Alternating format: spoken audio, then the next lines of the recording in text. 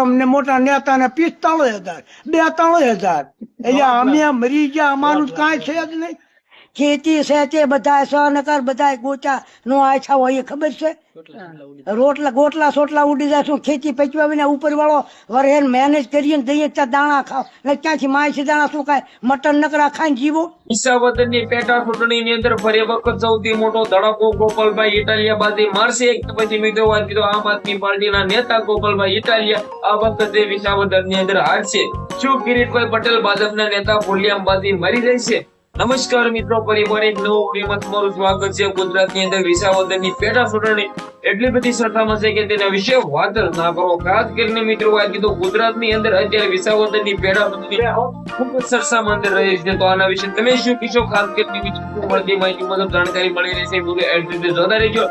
ખાસ કરીને તમને બધા લોકોને ખબર છે કે અત્યારે ઘણા બધા લોકો ગોપાલભાઈ ઇટાલિયાના સપોર્ટ ની અંદર તો ઘણા બધા લોકો કિરીટભાઈ પટેલના સપોર્ટ ની અંદર તો ખાસ કરીને શું મિત્રો ગોપાલભાઈ ઇટાલિયા છે તે મિત્રો બાજી મારશે વિસાવદરની અંદર કે પછી મિત્રો વાત તો ન થવાનું થાય કે બાજીભાઈ પલટી જશે ગોપાલભાઈ ઇટાલિયા વિસાવદરની હારશે.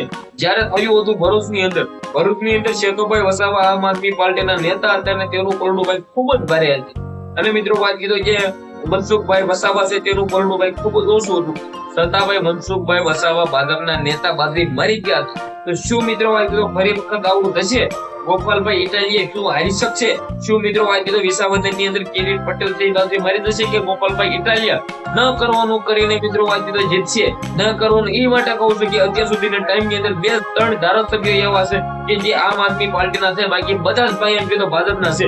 હવે મિત્રો વાત કીધું ફરી વખત તમને બધા લોકોને કહી દો કે ગોપાલની કે પછી વિસાવદરની ચૂંટણીની અંદર કઈક નવું જૂનું થવાનું છે. જે પણ થશે આપણી ચેનલની અંદર તમને બધા લોકોને સમાચાર જોવા મળવાના છે. ચેનલને સબસ્ક્રાઇબ કરીને વિડીયો બને એટલો શેર કરી દો.